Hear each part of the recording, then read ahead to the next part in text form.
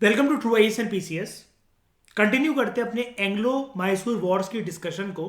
दो Anglo Mysore war हम लोगों ने खत्म कर लिए हैं, जिसमें आपको फर्स्ट एंग्लो मैसूर वॉर में जो परिणाम था वो किसकी साइड झुकते हुए दिख रहा था।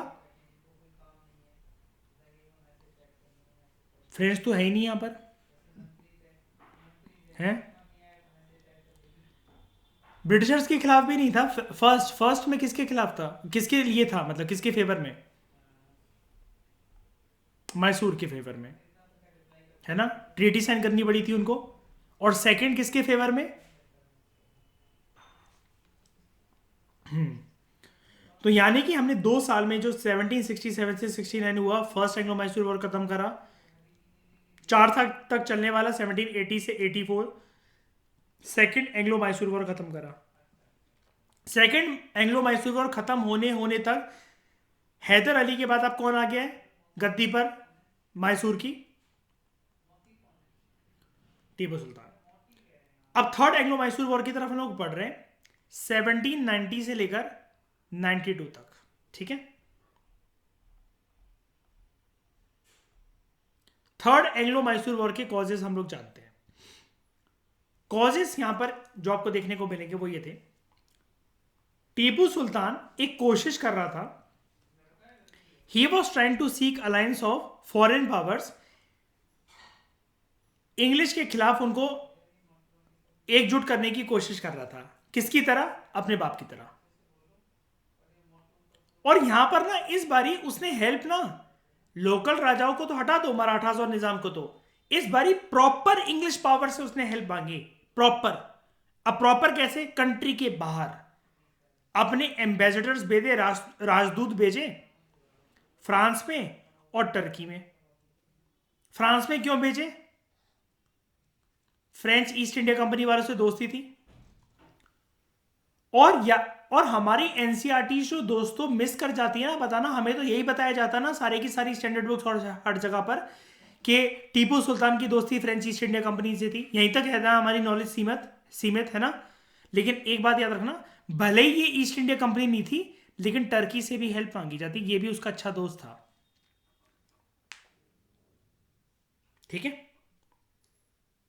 और टीपू ना इसी कॉन्फिडेंस के चलते ट्रेवेंकोर पे अटैक करता है 1789 पे, जिसका रूलर ना ब्रिटिशर्स का एक दोस्त था, एली था। उनकी छत्र छाया के अंदर रूल करता था टीपू ने। मतलब एक तरीके से आप देख रहे हो ना, ट्रेवेंकोर पे रूल करा। ट्रेवेंकोर का रूलर एक एली है ब्रिटिश का। यानी कि क्या ये अटैक, कैसा अटैक है ये? प्रोवोकिंग अटैक है कि नहीं है ये बताओ, है ना? और किसका बदला लेना चाह रहा है यहां पर ये? गुस्सा क्यों है टीपू इतना पिताजी की हार का? और ये टर्म्स एंड ट्रीटीज को क्यों नहीं मान रहा कि हम अटैक नहीं करेंगे, वो नहीं करेंगे, मतलब काइंड ऑफ ऐसा? इन लोगों ने कौन सा माना, है ना? तो इंग्लिश, निजाम और मराठास अब ये फिर मिल जाते हैं। ये हरामजादे भाई साहब, ये कसम से, ये पेशवा और ये जो निजाम है, गद्दारी की जीती जागती मूरत। अब English east India company, Nizam of Hyderabad and Marathas Peshwa की अध्यक्षता में फिर से ट्रिपल अलायंस ये बनाते हैं अगेंस्ट मैसूर। आपको एक क्वेश्चन जनरली ये देखने को मिल सकता है इस कहानी में कि हमें 2 बार ऐसी कौन से वॉर्स थे मैसूर के ही कंटेक्स्ट में, मतलब ऐसा नहीं पूछेंगे आपसे कि जनरली कुछ भी उठाकर पूछ दिया। मैसूर के कंटेक्स्ट में ऐसे कौन से दो एंग्लो मैसूर वॉर थे जिसमें इंग्लिश, निजाम और मराठास एक साइड पर थे मैसूर के अगेंस्ट? तो आप क्या कहोगे? First and third. Okay. Mysore के अगेंस्ट ये ट्रिपल अलायंस बनाते हैं। अच्छा, जब पहला वाला जब ये बना था तो हैदर अली ने क्या हरा दिया था इन तीनों के अलायंस को, क्या नहीं हरा दिया था? अब यहां पर देखते हैं होगा क्या। 2 सालों के लिए चला ये युद्ध, बार बार मतलब अटैक होता रहा गोरिल्ला वॉरफेयर की तरह। टीपू इस बार अकेले लड़ रहा था। अभी तक तो हेल्प कहीं से मिली नहीं, लेकिन अकेला लड़ता रहा। और ये वाला वॉर जो था ना, यानी कि टोटल 4 एंग्लो मैसूर वॉर थे, लेकिन जो तीसरा था ना वो 3 फेजेस में लड़ा गया। अब ये 3 फेजेस मतलब क्या? कुछ महीने, कुछ ऐसा कुछ वैसा हुआ। तभी तो यहां पे लिखा हुआ है कि 2 साल के लिए लड़ा गया। 2 साल में लगातार 3 घटनाक्रम हुए वॉर में, थर्ड एंग्लो मैसूर वॉर में। जो अटैक था, जो ब्रिटिश ईस्ट इंडिया कंपनी वाले करना चाह रहे थे मैसूर पर, जनरल मीडो की अध्यक्षता में, वो फेल हो गया। दिसंबर का महीना आता है 1790 में। आप लोगों ने नाम सुना होगा लॉर्ड कॉर्नवालिस का। लॉर्ड कॉर्नवालिस जो है वो खुद कहता है मीडो हट जा, तू साइड हो जा, मैं आर्मी को लीड करूंगा। वो खुद लीड करता है। और कॉर्नवालिस जितने भी हिल साइड के जो फोर्ट्स होते हैं, कर्नाटका में काफी हिल फोर्ट्स काफी हैं, जैसे पहाड़ों के ऊपर बने हुए। ये चीज आपको मेडिवल इंडिया के विजयनगर एम्पायर से क्लियर होगी, है ना। नेचुरल फोर्टिफिकेशन भी कर्नाटका में काफी ज्यादा है पहाड़ों की वजह से। कॉर्नवालिस ने ना हिल फोर्ट्स को कैप्चर कर लिया, सारे के सारे। Cornwallis captured all the hill forts which obstructed his advance towards Seringapatam. ये सेरिंगापट्टनम किसकी कैपिटल था? मैसूर की, मैसूर किंगडम की, which was ruling under Tipu Sultan. और बाहर की दीवारों तक, वहां तक ये पहुंच गया। टीपू को यह लगा कि हमारी हार ना हो जाए, ये इनकी फोर्सें बिल्कुल दरवाजे तक पहुंच चुकी है हमारे किले के। और टीपू ने बोला हम बात करने के लिए रेडी हैं तुमसे। कॉर्नवालिस एग्री कर जाता है। क्यों एग्री कर जाता है? War treaty, war ideology. हाँ, मैन एंड मटेरियल दोनों की मिट रहे थे। एंड यहां पर ट्रीटी साइन होती है, ट्रीटी ऑफ सेरिंगापट्टनम 1792 में। इस ट्रीटी के टर्म्स एंड कंडीशंस को देखते हैं क्या था। पहली ट्रीटी याद रखना दोस्तों, सबसे पहली जो हुई treaty of Madras associated with first Anglo Mysore war. उसके बाद treaty of Mangalore associated with second Anglo Mysore war. अब treaty of Seringapatam associated with third Anglo Mysore war. Tipu ने अपना आधा किंगडम अपने एलिस को सरेंडर कर दिया। उस जमाने में दोस्तों, उस जमाने में, आज अगर मेरे पास इतने हो ना, मैं ऑप्शन सेलिंग करके 300 करोड़ बना लूं इसके एक साल में। उस जमाने में टीपू ने एग्री करा कि 3.6 करोड़ ऑफ रुपीस वो इंग्लिश को देगा एज वॉर इंडेमनिटी। ये वॉर इंडेमनिटी पता है क्या होता है? कि वॉर में जितना भी खर्चा, जो भी तोड़फोड़ हुई, जो भी हमें नुकसान हुआ, उसके लिए तुम पे करोगे। ऐसी वॉर इंडेमनिटी एक पहले विश्व युद्ध में किसको चुकानी पड़ी थी? ह्यूमिलेटिंग,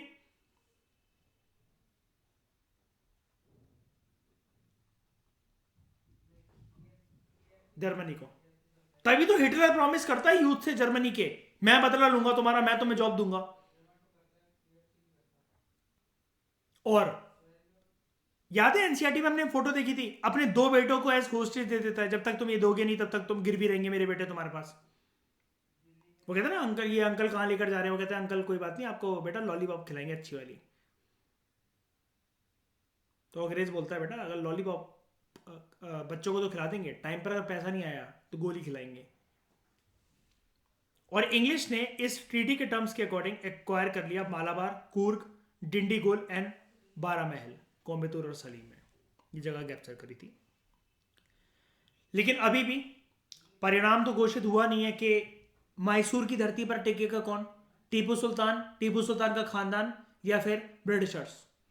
तो फोर्थ एंग्लो मैसूर वॉर होता है। टीपू सुल्तान भूला नहीं था अपनी बेइज्जती को। उसकी आंखों में वो गुस्सा, वो नफरत आज भी पनप रही थी, जो ट्रीटी ऑफ सेरिंगापट्टनम की वजह से उसको सहन करने को मिली। सेम चीज है, सेम चीज जो कि जर्मनी भूला नहीं था अपनी बेइज्जती फर्स्ट वर्ल्ड वॉर के बाद।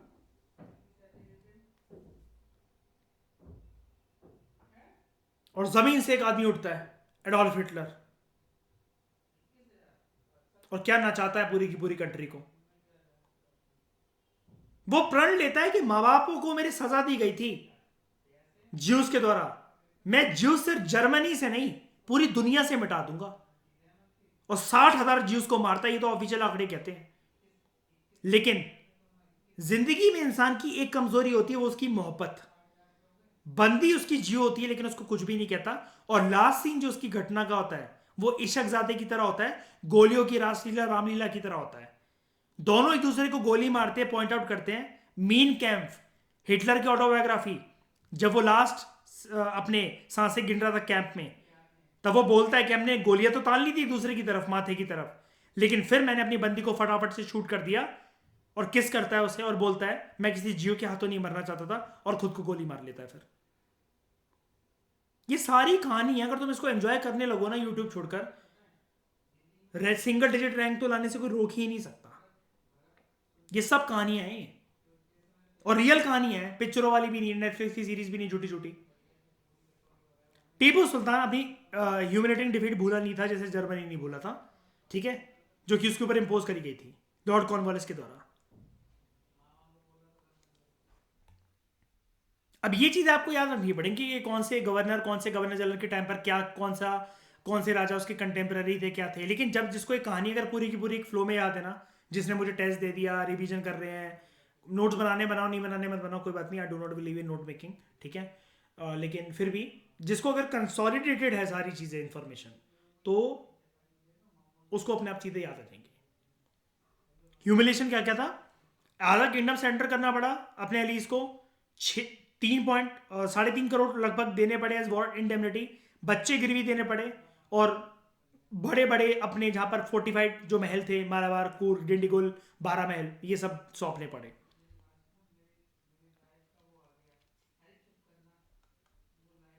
कॉजेस, हुआ क्या। हाँ ये हम लोग वही पढ़ रहे हैं, क्या हो गया। ये तो उसकी फोटो है, क्योंकि उनके पास जगह नहीं होती सिर्फ तमिलनाडु के पास, तो उन्होंने अगला टॉपिक ना, जैसे एंग्लो मराठा वॉर है, तो उन्होंने यहाँ पर ऐसे फोटो डाल दी इसकी, जैसे इन्होंने यहाँ पर इस कंटेक्स में यहाँ पर ये फोटो डाल दी इन्होंने, ठीक है। उसको छोड़ो, इस फोटो को अभी अभी हमें इससे कुछ मतलब नहीं है, इसकी बात ही नहीं हो रही अभी। कॉजेस, टीपू ने फिर से हाथ जोड़े, अरे हराम जादो, इस बार तो भेज दो कोई मदद। अरेबिया से, टर्की से, अफगानिस्तान से और फ्रेंच से।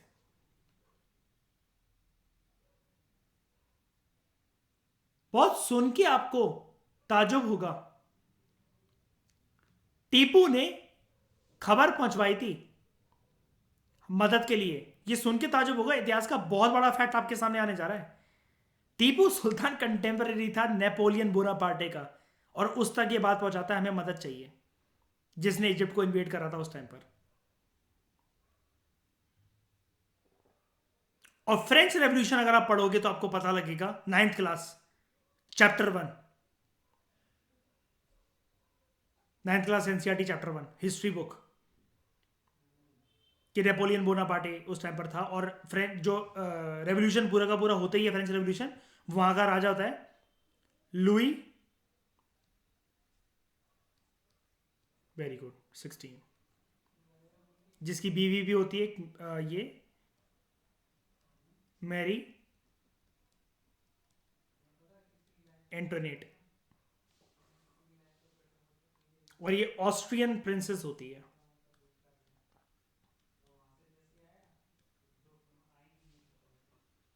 फ्रेंच ऑफिसर्स आ जाते हैं इसके कहने पर, मतलब इसको मदद से फ्रांस से मिलती है, श्रीरंगापट्टनम, जहां पर वो ना जैकोबिन क्लब बनाते हैं, and they planted the tree of liberty. आप कहोगे ये हेल्प हो गई है, ये हेल्प हो गई है। देखो, जैकोबिन क्लब और ट्री ऑफ लिबर्टी सिंबल थे फ्रेंच रेवोल्यूशन के, पावर सिंबल्स थे ये। इसका मतलब ये था, ये जिस भी जगह पर आके अगर फ्रांस के ये सिंबल अगर देखने को मिल रहे हैं ना, French symbols, Jacobin club, entry of liberty, इसका मतलब उस जगह पर कुछ भी करने का सोचना मत, डायरेक्ट फोर्सेस फ्रांस से चली आएंगी। ये अब एली है फ्रांस का। इट इज जस्ट लाइक, याद करो कोल्ड वॉर का मेरा लेक्चर, कि यूएसएसआर ने क्यूबा में मिसाइल्स रखवाती थी और अमेरिका की फट गई थी। जॉन एफ कैनेडी ने फोन करा था निकिता क्रुश्चेव को, याद है, और फिदेल कैस्ट्रो कैसे उछल रहा था, ये चीज। अब ये चीज मैं दिखा देता हूं आपको पहले, आगे बढ़ने से पहले, कि ये जैकोबिन क्लब और ये क्या है। ऐसा होता था ये।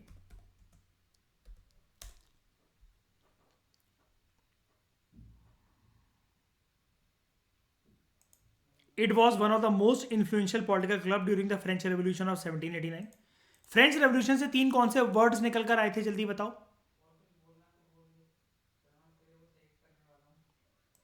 Liberty, equality and fraternity. यहाँ पर पॉलिटिकल डिस्कशंस, पॉलिटिकल डिबेट्स वगैरह होती थी, कुछ ऐसे करके नाम होता था क्लब वगैरह करके, बिल्डिंग बनाना बेसिकली, जो कि सिंबोलिज्म है कि आपने ना फ्रेंच पीपल के साथ, फ्रेंच राजा महारानियों के साथ दोस्ती कर ली है और अब आप फ्रांस के अच्छे खासे मित्र हो, दोस्त हो। इधर ऐसी पॉलिटिकल चर्चाएं होती थी, डिबेट्स होती थी, कुछ ऐसे।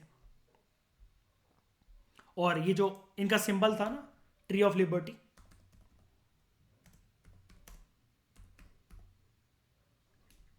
सिंबल था।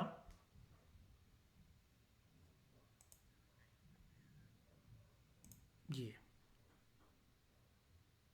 इस पे कुछ कुछ डॉल्स टांगना और वो टांगना कि आज़ादी दो सबको, वो करो, सबके पास इक्वल राइट है, वो करके ये सेरिंगापट्टनम में टांगा गया था। ओरिजिनल फोटोज के लिए मैंने आपको वही दिखाई है, मतलब अब कार्टून फॉर्म में ऑब्वियसली बात है, ये चीज़ है।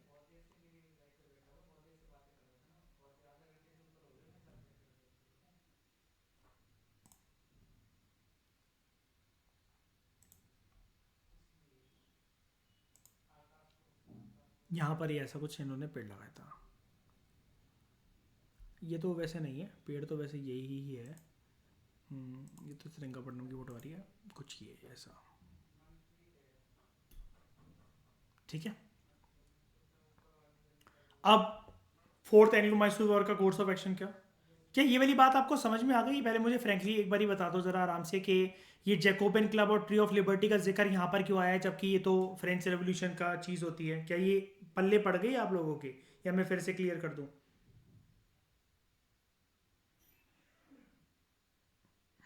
तो समझ में आ गया ना।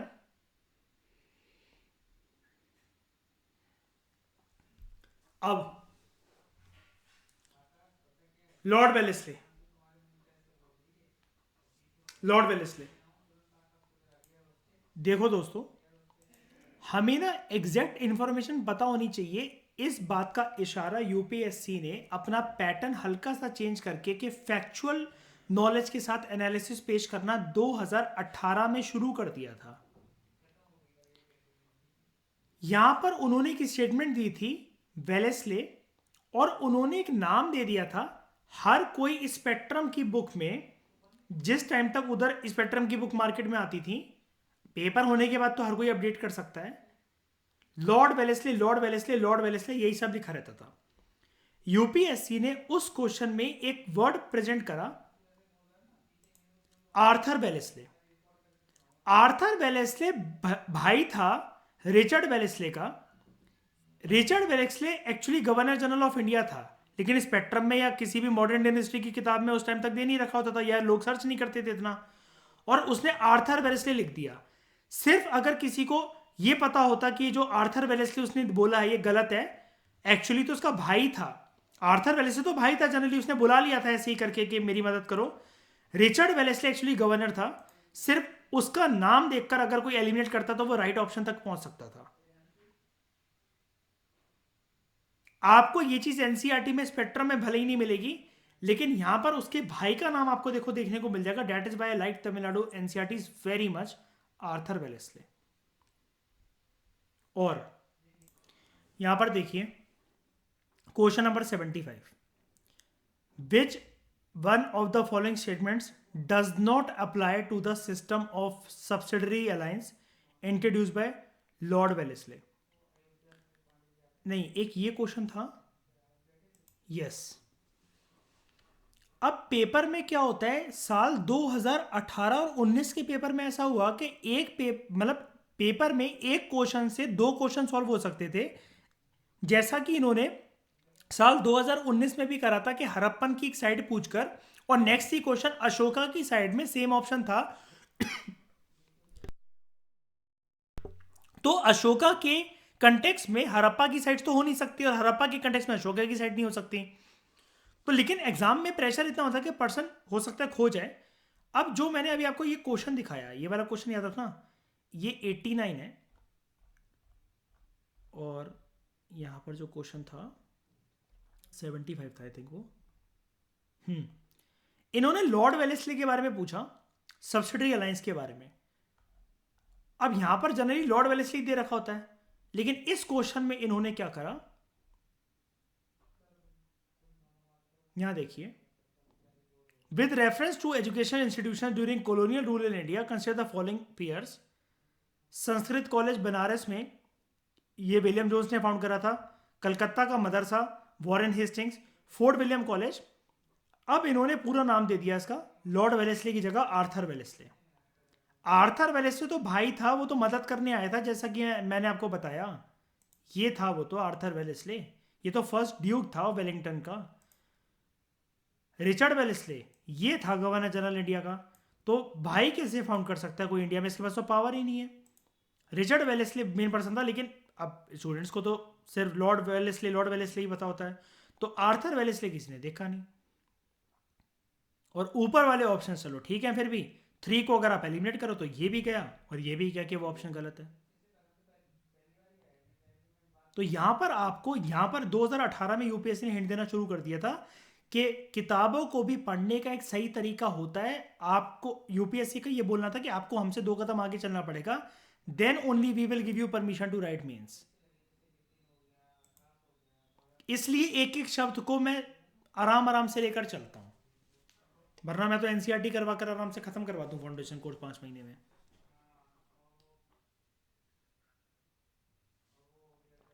नहीं वो आपका बड़प्पन है, कोई बात नहीं, लेकिन मैं बस वो चीज़ देखो, मेरा कंटेंट कई लोग ये बोलते हैं कि आप मतलब मेहनत करते हो, वो करते हो, देखो मैं जीरो हूँ, मेरी कोई मेहनत नहीं है, I have know worth.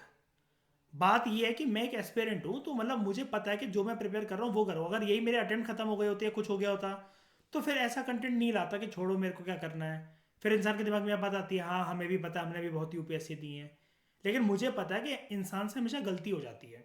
Luck factor इस एग्जाम में सिर्फ और सिर्फ 3% से ज़्यादा है ही नहीं। 97% एक स्ट्रैटेजी और रणनीति और सही तरह से सही डायरेक्शन में मेहनत है।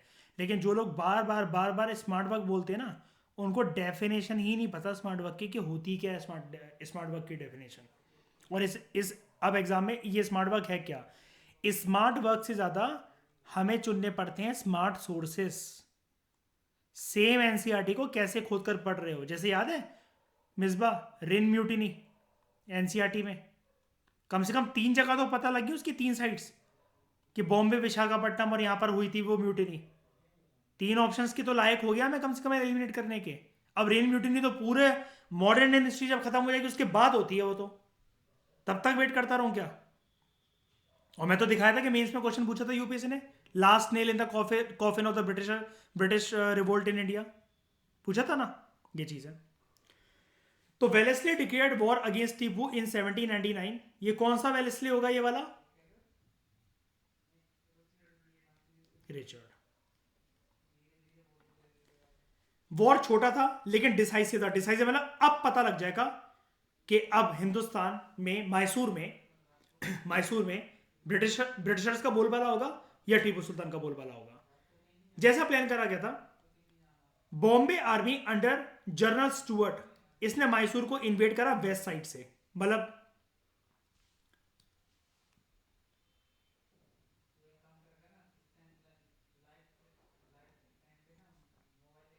यहां पर इस साइड से, इधर मान लो कि ये है इसकी टेरिटरी, इस साइड से वेस्टर्न साइड से, वेस्टर्न फ्रंट से आर्मी आ गई जो कि अटैक करती है वेस्टर्न फ्रंट से, जो कि जनरल स्टुअर्ट जिसको लीड कर रहा था। मद्रास आर्मी नीचे से साउथ से जो इस तरफ आती है अटैक करने, यानी कि अटैक देख रहे हो, एक ऐसे, ठीक है। इसको गवर्नर जनरल का भाई आर्थर वेलेस्ली लीड कर रहा था। अब देखो, सिर्फ इस लाइन के भरोसे, सिर्फ इसी लाइन के भरोसे साल 2018 में वो वाला क्वेश्चन कोई सॉल्व कर सकता था। ये तो एनसीईआरटी स्पेक्ट्रम में तो था ही नहीं, सिर्फ तमिलनाडु एनसीईआरटी में वाली चीज कि इसका भाई।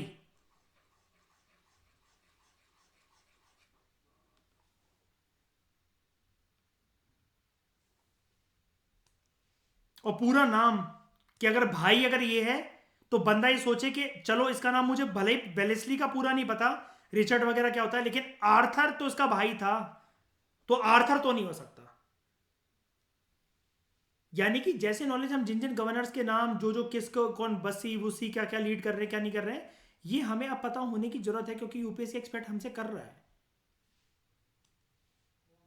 समझ रहे हो?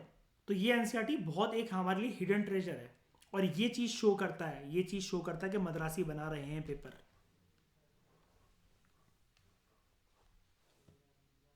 This force Tipu to retreat to his capital Srirangapatna.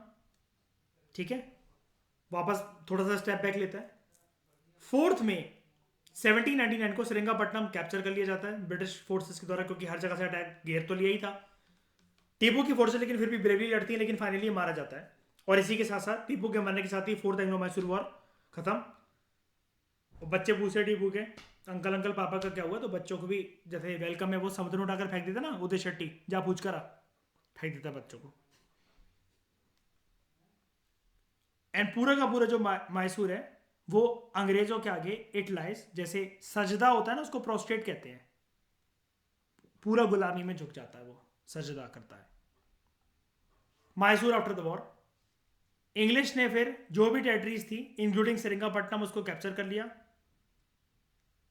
Farmer Hindu royal family का एक राजा था कृष्ण राजा उदयार। हमने एनसीईआरटी में पढ़ा था, चाहे इसको उदयार कहो चाहे वदयार या वोदियार कहो, वदयार भी कह लो या नहीं नहीं नहीं नहीं वोदियार, उसको वो लाते हैं ये लोग उस पर करके पपेट बनाकर अपना। और टीपू की जो फैमिली थी, जितने भी बच गए थे, उनको वेलोर की फोर्ट में भेज दिया गया कि खाना पीना में रहो, डू खाना पीना एंड स्टे इन मजामा, और कुछ इंटरफेयर करने की सोचना भी मत। और ये जो वदियार डायनेस्टी है ना, ये आज भी रूल कर रही है। दिखाता हूँ वदियार्स, इनके आज भी मतलब जैसे भूल भुलैया देखी है, वो उसके यहाँ राज्य अभिषेक होता है जब वो अमेरिका से आता है, इनके यहाँ भी होता है ऐसा। देखो वोदियार्स ऑफ मैसूर, मैंने सिर्फ वोदियार डाला और आ गया, और इनकी पूरी फैमिली है ये। और ऐसे बड़े बड़े राजाओं के ऊपर वो लगा रहता है, इनके ऊपर भी ग्रहण लगा हुआ था। ग्रहण इन द सेंस के ऐसा आया था अखबारों में, एक बारी मैंने पढ़ा था कुछ साल पहले कि इनकी कोई मेल हायर नहीं था, कोई संतान नहीं होती थी, बहुत सालों की पूजा पाठ हवन वगैरह के बाद, ठीक है, तब ये चीज़ आई। और ये थोपड़ा देखो भाई साहब का, ये है राजा। ठीक है, और ये भी दिखाता हूँ, ये भाई साहब की बीवी, वो जो बैठ के ये ले रहे थे, राज्यभिषेक करवा रहा था अपना। सेम इनका प्रोसीजर वही होता है, जब वो सिद्धार्थ आता है अमेरिका से भूल भुलैया मूवी में, सेम वही प्रोसेस। ठीक है, और शाइनी फिर उसके बाद क्या होता है जब ये ऐसे राज्यभिषेक होता है? हम्म, भूत नहीं आती, पहले गाना आता है, लबों को लबों पे सजाओ, क्या हो तुम मुझे अब बताओ, फिर अंदर से निकलती है मंजुलिका। तो यानी कि his future is very dark. तो इस डिस्कशन में फिलहाल इतना ही। कोई डाउट किसी को? किसी को कोई डाउट? तो इस डिस्कशन में फिलहाल इतना ही। Thank you very much for discussion.